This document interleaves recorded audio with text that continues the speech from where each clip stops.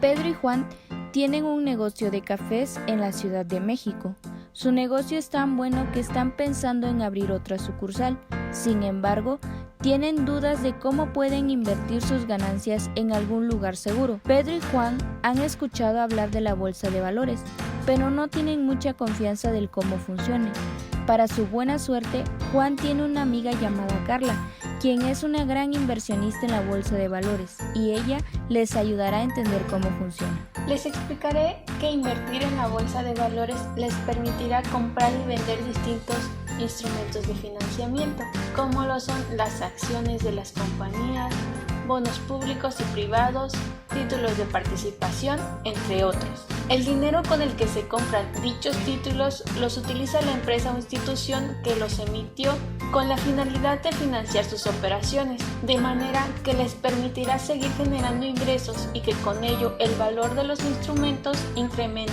Sin embargo, una inversión de este tipo no siempre ofrecerá altos márgenes de ganancia, pues el invertir también implica aceptar riesgos que pueden hacer que tu inversión se pierda o que genere ganancias. Para entender mejor, hay que conocer algunos conceptos esenciales que ayudarán a reducir el nivel de incertidumbre de su inversión. Uno de estos es la especulación. La especulación consiste en asumir un riesgo superior al que se tiene, con la esperanza de obtener un beneficio mayor. Cabe mencionar que ustedes pueden especular sobre cualquier bien, materia prima, valores o incluso monedas, siempre y cuando estas especulaciones se den en un periodo corto de tiempo. Es decir, si yo acepto en este momento comprar dólares con la esperanza de que estos incrementen su precio en un mes y entonces yo los pueda vender a un precio más alto al que yo los compré.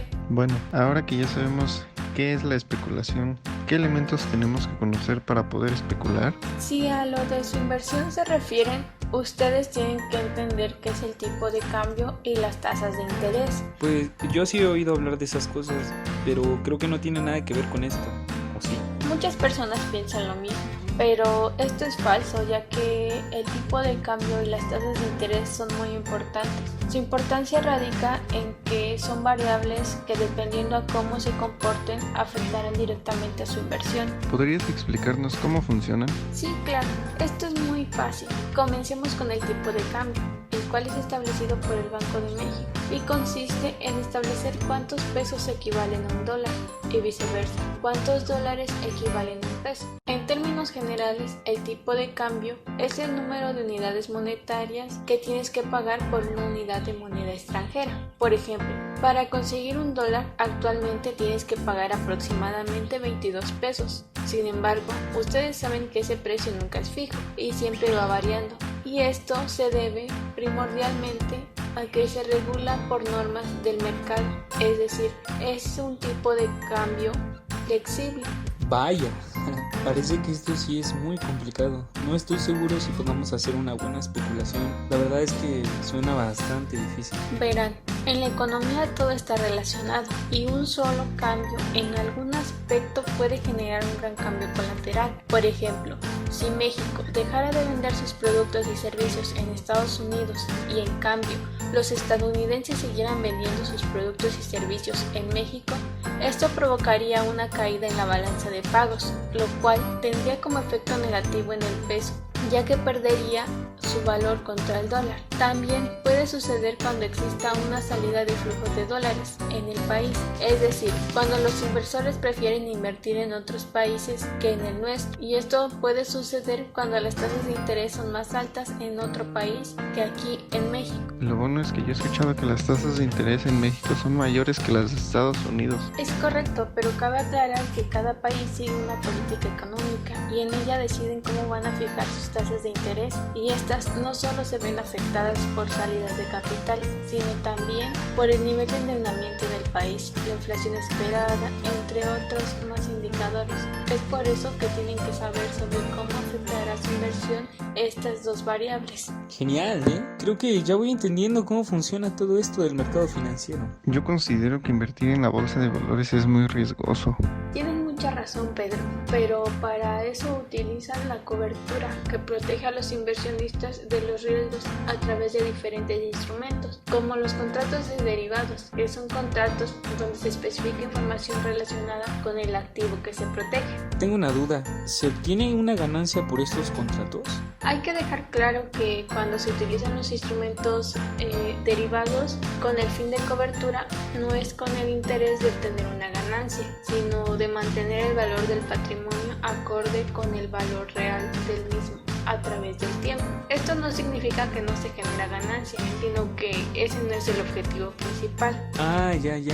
Es como si yo quisiera tener una cobertura para los bultos de café que compramos, ¿no? Y para eso voy a contratar un derivado para que proteja de los tipos de cambio y otros riesgos que van surgiendo, ¿verdad? Y mis bultos de café conservarán su valor o el precio más cercano al valor que yo los compré, ¿cierto? Ajá, sin embargo, existen varios tipos de contratos de derivados. Uno de ellos son los contratos adelantados. Estos son fijados por acuerdo mutuo de las partes contratantes. Cuando se realiza este contrato, no se utiliza recurso en el momento, sino hasta después de la operación. Estos contratos no se encuentran regulados por algún organismo. Debido a esto, es que ambas partes son totalmente responsables.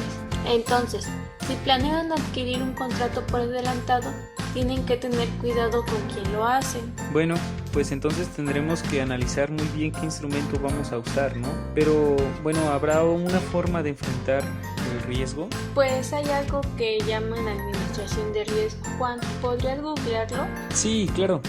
A ver, acá está, mira, dice así. El proceso de la administración del riesgo es un intento sistemático de analizar y encarar el riesgo. Sigue leyendo, Juan. Claro, tiene 5 pasos, los cuales son: 1. Identificación del riesgo, que es identificar las exposiciones más importantes del riesgo. 2. Evaluación del riesgo, que es el contar cuánto nos cuesta cada riesgo que identificamos en el primer paso. Número 3. Selección de métodos de la administración de riesgo. Número 4. Implementación, que es poner en práctica el método seleccionado. Y por último, el repaso, que eso es la retroalimentación. Sí, ya entendí. Pero, ¿podrías explicarnos el paso 3? Sí, mira, existen métodos para administrar el riesgo. La evaluación del riesgo es uno. Este consiste en no exponerse a determinado riesgo. Si tú crees que es muy riesgoso, mejor no lo aceptes. Retención del riesgo es otro método que consiste en absorber el riesgo y cubrir las pérdidas con los recursos propios. Y un último método es la transferencia de riesgo, que es básicamente pasar a otros el riesgo.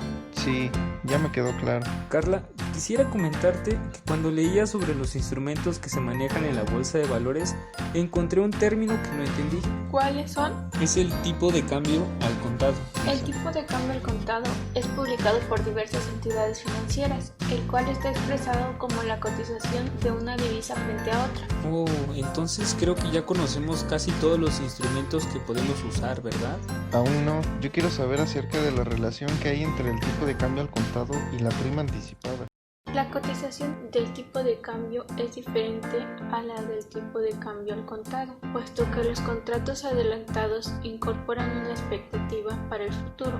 Entonces, la prima adelantada mide la diferencia entre el tipo de cambio por adelantado y al contado. Ah, ya entendí. Ahora sí ya me siento más seguro para invertir en la bolsa de valores. Aún nos falta más instrumentos por explicar, pero continuamos otro día. Bueno, Carla, pues te lo agradecemos bastante. Muchas gracias. Vamos a seguir investigando y esperamos conocer más sobre todo esto para que nosotros podamos invertir nuestro dinero de forma segura. Hasta luego.